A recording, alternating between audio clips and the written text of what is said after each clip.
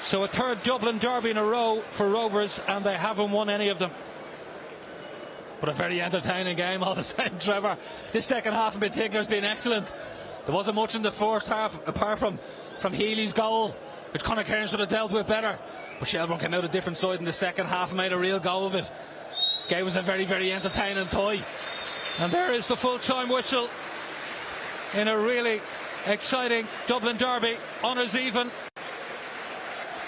Meepo and Ali Coote for Shelbourne, and Matt Healy and Dan Cleary for Shamrock Rovers. So more points dropped for the champions and for Shamrock Rovers in what has been a really, really good game to watch.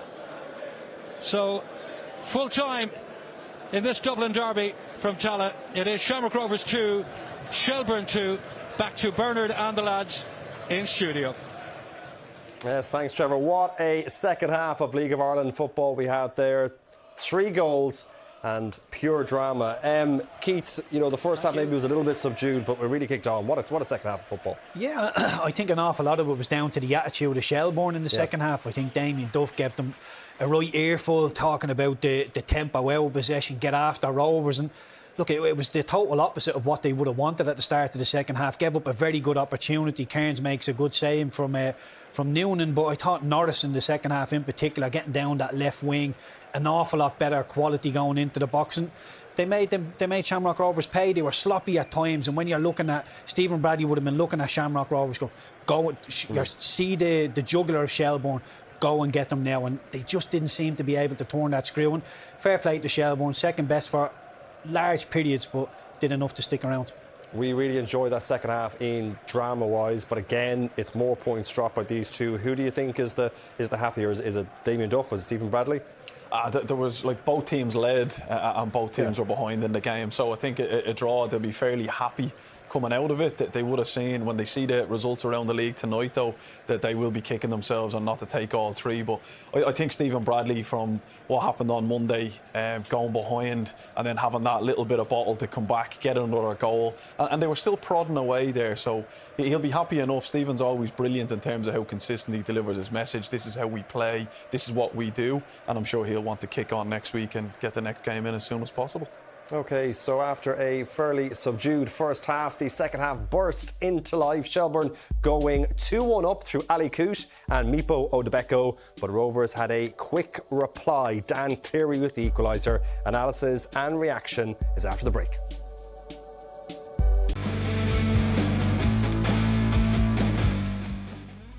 We're off to Sligo next Friday as the Premier Division's bottom side take on the side that began the night as the league leaders. That's next Friday. We've also announced our next 4 fixtures as well. Some tasty games here. Derry against St. Pat's. That's on Bank Holiday Monday on the 9th. We're off back to Tallaght Stadium for Shamrock Rovers against Drogheda. Bows and Shells and Drogheda to come in May as well. Now, Jack Byrne was chosen as the SSE Electricity Player of the Match. He's now standing by with Will Dalton. Jack, congratulations. You are the SSE Electricity Player of the Match, presented to you by Morgan Gilbert. Jack, an entertaining game for the fans, 2-2, ahead and in control, then level and then behind. You happy with a point? No, I don't think so. No, that's, 2 points. 2 points in Dublin Derby's over 3 games. It's not good enough. You want to be at this football club, so no. You soaked up a little bit of early pressure in the first 10 minutes or so, but then really took control of the game in the first half. Were you disappointed maybe just to go 1-up at half time? Yeah, I think we had chances. but they were right in the game as well, you know. But we can't give away goals that we're giving away at the moment and expect to win games. Like, we've scored 2 against their Bows. We scored 2, I think, against Pats, and scored 2 here tonight and haven't won a game. So it's madness, yeah. Talk to me about that second half then, because you seemed to lose control. There was a couple of subs by Shells. All of a sudden, they were almost level. What happened? Did you feel? Where did you lose control? What was the key thing? Just lost concentration when they made a couple of changes and a couple of lads went down, and schoolboy stuff. And then Dan, luckily enough, popped up with an equaliser just after Meepo had put them ahead. Did you feel that you could still go on and win the game? Well, Dan does that. He's, been an unbelievable player for the football club. We count on him. Yeah, it is what it is. It is what it is. Listen, your own performance, it looks like you're fully back to full fitness. You're controlling games. We're seeing the best of Jack Byrne that we've seen in previous seasons. Do you think this team just needs to improve, tinker a few little things, and you're still up towards the top of the table? Oh, we'll be there. Yeah, we'll be there. We'll be fighting to be there. And if we're not, as I said, we won't be at the football club. And Cork, a good opportunity now to turn a draw into a win. Yeah. Good stuff. Okay, thanks, Jack. Thanks. Well done, Jack. He's not happy, is he, Keith? But just how good was he tonight? He was good. There is a little bit of room for improvement for him, but generally the way he dictates play, when Shelbourne players are a yard and a half off him, that's the sort of distances that he can still kill you with. So you've got to be so aggressive with him. And these are little balls that you think, they're not great, but Michael Noonan, and they start tuning up chances. And look, alarm bells should be ringing. If you're an opposition player, if you're a Shelbourne centre midfield player and Jack Byrne is picking up the ball in and around your 18-yard box, alarm bells should be absolutely ringing. Look at the pressure on the ball here. Lunny eventually decides to go out. But look, another day, you'd expect Gaffney or Green or somebody to get their head onto that. And as soon as he picks up the ball, he wants to manipulate it onto his right foot. So, look, I think Jack moving forward, he's going to be the mainstay in there. He's going to be the main playmaker. He will probably look at Graham Burke and think, you didn't give an awful lot today. So they are a team in there, but I still think there's more to come. He was very, very good tonight, but given his high standards, how talented he is, I still think he can do an awful lot more for the Shamrock Rovers team. So, Ian, 1-0 half-time to Shamrock Rovers. Damien Duff made a couple of substitutions. One in particular was Ali Cooch. I think this is what you managers call an inspired substitution. Yeah, it's not the first time that Damien's made subs that have had a big impact in the game as well. And I thought Ali Cooch today, when he came on, I thought he was absolutely fantastic. I thought he was lively, bright, got into little pockets.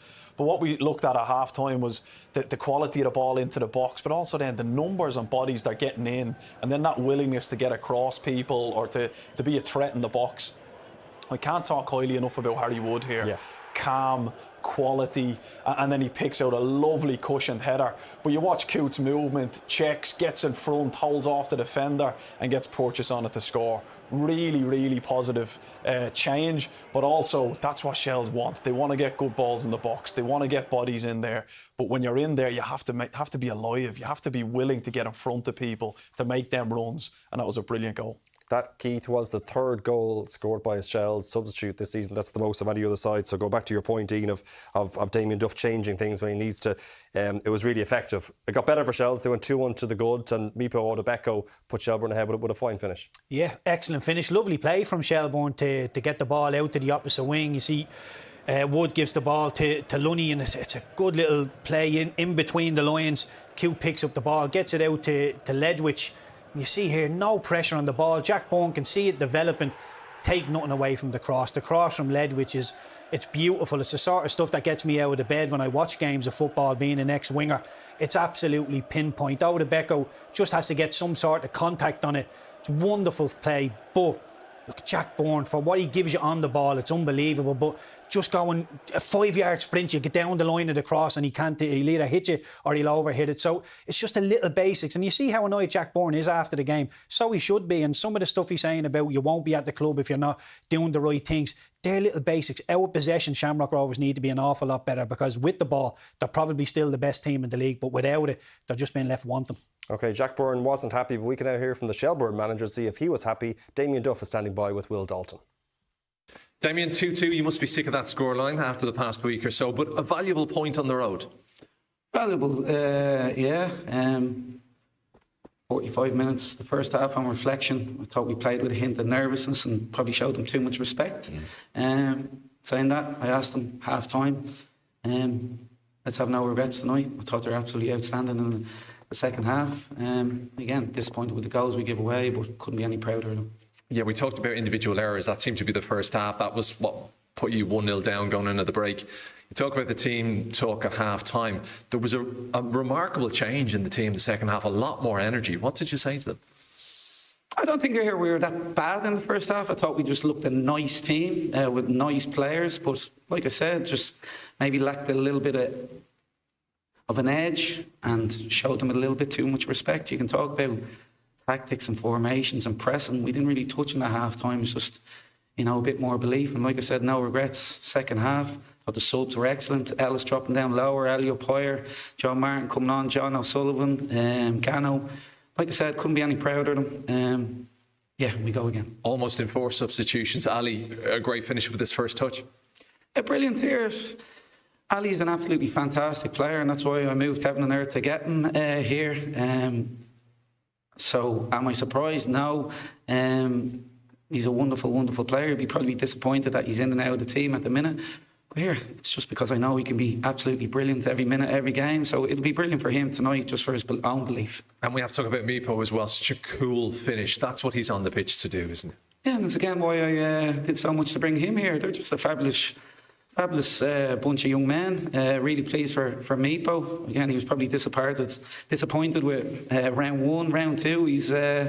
He certainly started off on fire, so brilliant. And like I said, probably a marked difference between the first and the second half. But couldn't be any prouder of him. Again, we'll go away and look at the goals that we're conceding. But outside of that, okay. And good to take those positives into Derry next, especially from the second half. Yeah, well, here I'll look back at this game first because I thought it was a fascinating game. I'm sure for the neutrals at home. So now I'll review this. We'll review it. It's their first weekend off in, 4, 5, 6 weeks. So we'll give them that. Refresh, come in Monday, and we might do a post-match because I think there's a lot of learnings in tonight. Great, Damien. Thanks. Always a pleasure. Cheers. Yeah, it certainly was a fascinating game. He said twice there, no regrets, couldn't be any prouder. Damien Duff appears to be a very happy man at that point. Yeah, he will be. Like he touched on it. That's not what the Shelbourne are about with that first half performance. They came out second half, loads of energy, got back to what they want to do, scoring goals. But you can see by both Jack Byrne and Damien Duff, they're both disappointed enough not coming away with a win because that's their mentality. They want to win every game. They feel like they should be winning every game. And even Jack's, the words he's using, like he's sending a message there. We need to be better. We need to drive our standards and we need to start winning more games. We left it at 2-1 Shells before we went to Damien Duff. But then Rovers got themselves level almost seconds later through Dan Cleary with a nice little finish from his own point of view. Yeah, and it's huge for them as well in terms of they've been on the wrong end of it in the last couple of games in terms of goals being in the lead and goals coming against them.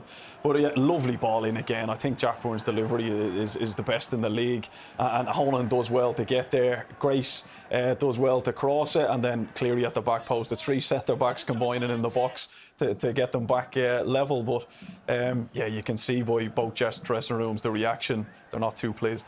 Yeah, it was a tidy little finish inside the box, sending that one home. OK, it's time for a quick break now, but when we come back, a roundup from around the grounds tonight. Goals are all the way, so don't go anywhere.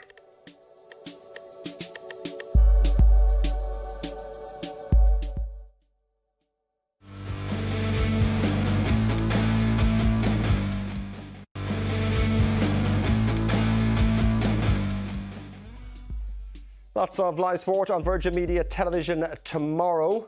The Diamond League is underway on Virgin Media Play and Virgin Media 3 from 12 o'clock. Sandown Park for the Jumps finale. And can Willie Mullins win the Trainers' Championship? 1:30 start time for that.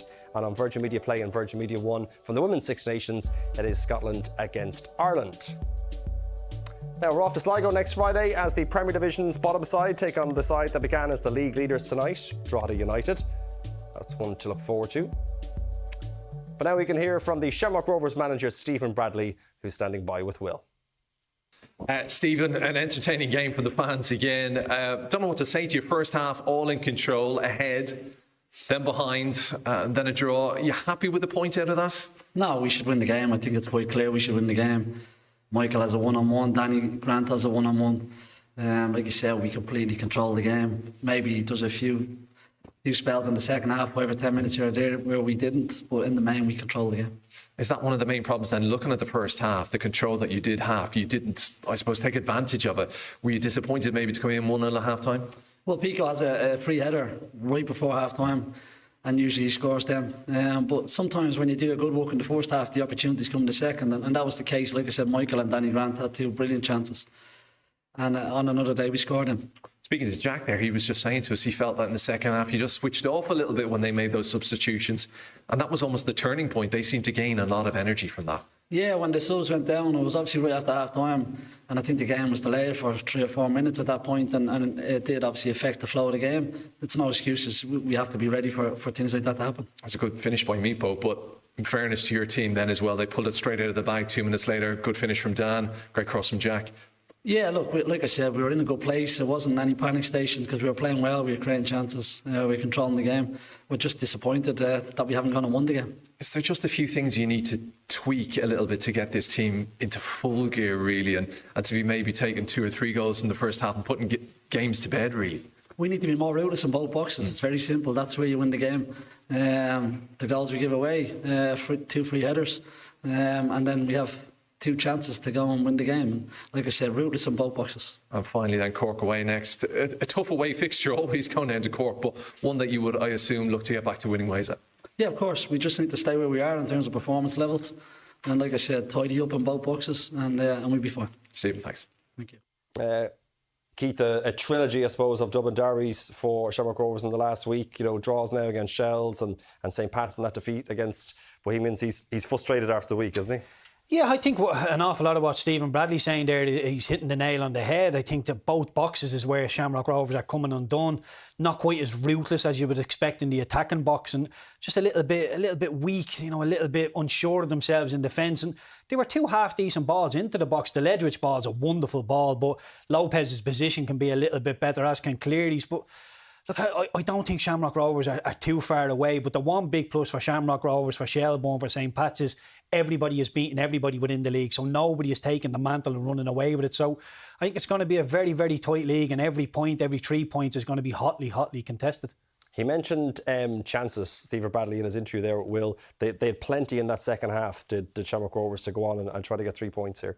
Yeah, and they've been used to playing through. Like, I looked at it a couple of times, and they're looking forward and they're looking for runners, and they get boys through. They're getting lads in on goal, but like you said, typically that would have been Rory Gaffney, Johnny Kenny going through on goal, and they're slotting balls home and it's a goal, and they've got so much creativity that when they get players in on goal, they're expecting the ball to hit the back of the net.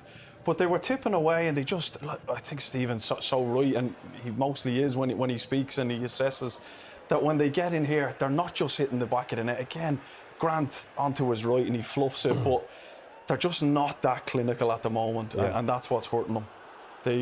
This is the chance he's talking about, Danny. He hesitates. He'd done it before when the keeper was off his line, but he's just hesitating. He's not quite sure. When you have a striker that's in form, that's confident, they're taking one touch and they're wrapping it into the far post, and they're really happy and they're positive and they're not questioning themselves. I think top end of the pitch is a little bit of that. OK, time to check in on tonight's other games, and we begin with the clash of Bohemians and St. Pat's at Dalymount Park this evening.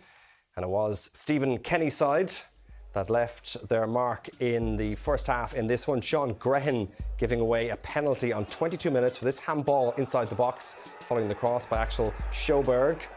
Penalty to St. Pat's. Up stepped Chris Forrester, who grabbed his 4th goal in the league this season, giving the visitors the ascendancy and a 1-goal lead in this Dublin derby.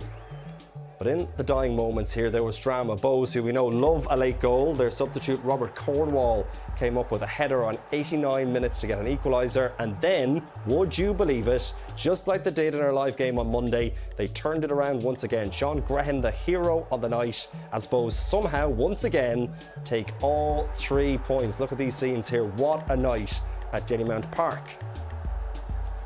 Very, very happy there. And a Drogheda United started the night on top. They headed to Eamon DC Park to take on Galway United. Kevin Doherty's side took the lead in this one. It came in first half stoppage time. Dara Markey bending one perfectly into the Galway net from just outside the 18-yard box. Nice finish there. This one turned pretty quickly in favour of the home side. Moses Dyer, who's been in great form so far this season, got another for Galway with this header to give the team the equaliser on the night. Then the turnaround was complete. 2 minutes later, who else but Dyer again? He combined perfectly with Stephen Walsh and poked the ball home. Drogheda, well, poked the ball into the Drogheda net rather. That was the winner. Galway toppled the league leaders by 2-1. And our final match to bring you this evening, Waterford United taking on Derry City at the RSC. And despite all the doom and gloom recently, it was a Waterford, and they have no manager. They managed to get the opening goal on the night. Darragh Leahy with the final touch from the corner. Fairly scrappy play from both teams in this one. I'm not sure many predicted it, but they made it 2-0 just after the hour mark. The RSC in full voice now, and captain Padraig Amond found the net with this strike. A nice little deflection to help matters. Derry did manage to get a goal back through Liam Boyce with this header, but it was Waterford's night. 2-1 was the final score. So after 7 sore defeats in a row, life after Keith Long started with a much needed win for Waterford FC. So let's have a look at all of tonight's results. Good nights for most of the home sides. A victory for Bows at Dalymount Park. Galway won at Eamon DC Park. Victory 2 for the home side in Waterford. And our live game finished 2-2 between Shamrock Rovers and Shelbourne. Let's have a look at this very interesting table as it stands, because we can now see the top 5 sides separated by just a single point. Last season was tight at the top. This season, just as tight at the top. Ian, what do you make of that table? Oh, it's brilliant, isn't it? It's brilliant. And especially in May, we've got double weekends coming up over the next few weeks. That table's going to jump and hop. But I think you're looking at Bows there. Rennie, his staff, all under pressure recently. And they're 2 points off the top tonight. That's a huge move for them with that late goal against Pats, their second this week. It is so congested up there, Keith. You know, you touched on it a little bit earlier on, but it looks like this season so far is going along what we've seen last season. Yeah, it's going to be incredibly tight. You know, when Europe rolls around, it's just going to become tighter and tighter. But the Waterford result for me is a massive result. Obviously, with Cork and Sligo to play each other tomorrow, just gives Waterford that little bit of a buffer. And everybody seems to be getting stronger as the league goes on, and Waterford just seem to be creeping down the wrong end of it. So massive win, considering they've just sacked the manager and had 7 defeats on the bounce. So massive win for Waterford. We mentioned the title contenders as well. Drogheda slipping up and St. Pat's slipping up as well, which won't go down well for those two sides. No, they'll be disappointed tonight. But as well, you look at Galway. Yeah. Galway just keep chipping away. They look a real threat. They're scoring goals. They're not conceding many. Like, they're right in the mix here. It's such an exciting league. Like, even if you go down one lower to Bows, 2 points between the top 6, 7. Exciting weekends coming up. Very exciting. Who's the happier of the managers, think, in the Premier Division this evening? I think John Caulfield is probably the happiest out of everybody. Obviously 1-0 down and he managed to turn it around. But look, I went to watch Galway last season. I had a little chat with John Caulfield and he was saying to me, Keith, if we could get a striker into Galway, we would be a big force. And Moses Dyer looks to be that player that Galway needed, scoring an awful lot of goals for them. OK, so my thanks to Keith and Ian for their insight and analysis tonight. For a while tonight, it was Duff at the top, but in the end, it was even Stephen. Bye for now.